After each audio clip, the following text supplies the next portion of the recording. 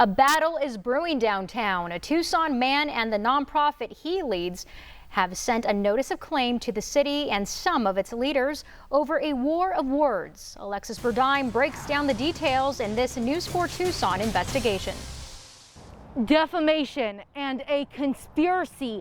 Just two of the accusations made in a notice of claim sent to the city and some of its top officials. Tim Cessalini is the president and director of Tucson Back the Blue Line. In July, he applied for a permit to paint a blue line in support of police on a city street.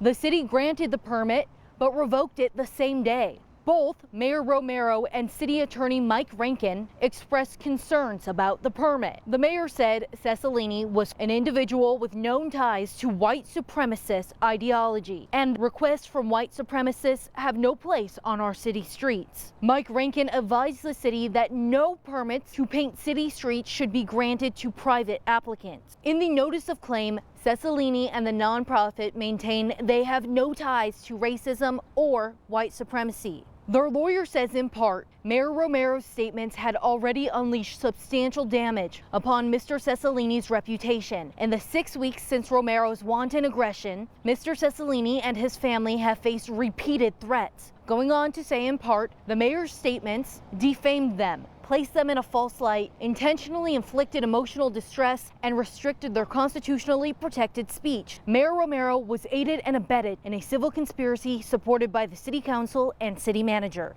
Also in the notice of claim, city manager Mike Ortega, for what they say was his support of the mayor's allegedly false claims by revoking the permit, and Tucson City Councilwoman Nikki Lee for what they say was her response supporting the mayor's allegedly false claims. Lee posted it to the city's website after she was accused of supporting the permit and white supremacy, saying in part, "I have been accused of supporting white supremacists and white supremacy organizations. I am disgusted at this allegation and equally disgusted at the continued tactics at play to divide our community for the sole purpose of pushing political agendas forward. An antiquated approach like divide and conquer will not work today if we seek meaningful change." We reached out to those who received the notice. All said they could not comment beyond confirming they received it, except the mayor's office. They sent us a statement that says in part, "I believe this is a politically motivated claim intended to distract and gain media attention." Cessalini and his group, Tucson Back the Blue Line, are asking the city for $8,050,000 in damages. We'll continue to follow this story and bring you the latest details as they become available. If you have a story you'd like for us to investigate, email us at investigators@kvoa.com or call our tip line 955-4444.